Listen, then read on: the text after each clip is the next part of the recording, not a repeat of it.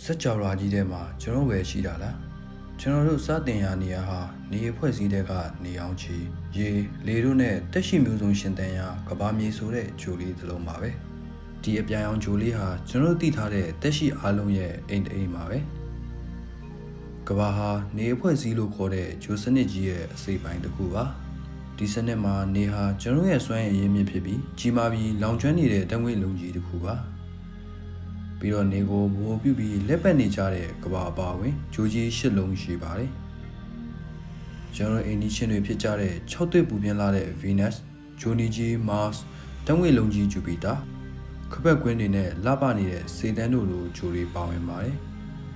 ခြားရများဖြစ်ကြတဲ့ဥက္ကခဲများကျဲတကွန်များဂျိုတင်ဂျိုမောင်းများစွာလည်းရှိပါသေးတယ်နေဖွဲ့စည်းကြီးတစ်ခုလုံးဟာကျွန်တော်ကဘာထက်အဆမတန်ကြီးမားပေမဲ့စက်ကြော်ရာနဲ့ရှင်တဲတဝင်းစာလောက်တောင်မရှိပါဘူး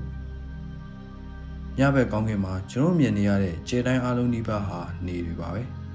ဒီကျဲတွေထဲကတစ်ခုချင်းစီမှာလည်းသူ့ရဲ့ဂျိုစနစ်တွေရှိနေနိုင်ပါတယ်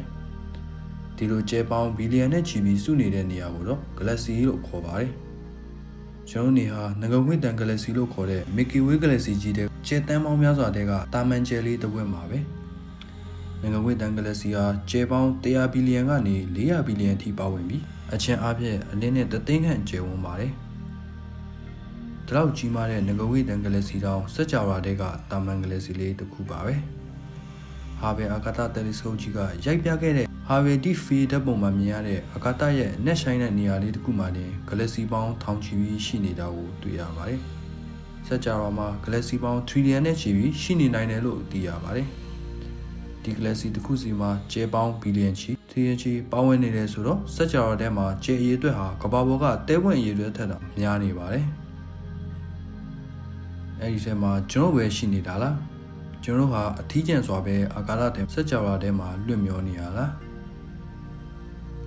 ဒီလိုမကုံဆုံးနိုင်တဲ့ကျဲပြုံးမှုကြီးထဲမှာကျွန်တော်ကဘာမြေဟာတခုတည်းတော့တက်ရှိရှင်တန်ရနေရာဖြစ်နိုင်ပါမလား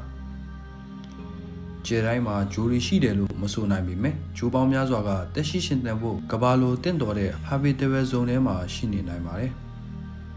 ဒီလိုဆိုရင်တက်ရှိနိုင်တဲ့ကဘာလိုနေရာမျိုးဟာစက်ကြော်ရာထဲမှာတန်ပေါင်းများစွာရှိနေနိုင်ပါတယ်တက်ရှိဆိုတာဟာကဘာပေါ်မှာတော့ရေအောက်အနက်ဆုံးနေရာပူပြင်းလာတဲ့ရေဘူးဆန်းတွေကြမ်းတမ်းဆိုးရွားတဲ့ပတ်ဝန်းကျင်မှာတော့ရှင်သန်နိုင်တာကိုတွေ့ရပါတယ်ဒါဟာတက်ရှိဘွားဆိုတာကျွန်တော်ထင်တာအထက်ပိုပြီးကြန့်ခိုင်နိုင်တယ်ဆိုတာပြသနေပါတယ်ဒါကြောင့်ကျွန်တော်တို့ပဲရှိတာလားဆိုတဲ့မေကွန်းရဲ့အဖြေကိုအခုထိကျွန်တော်တို့အတိအကျမသိရသေးပါဘူး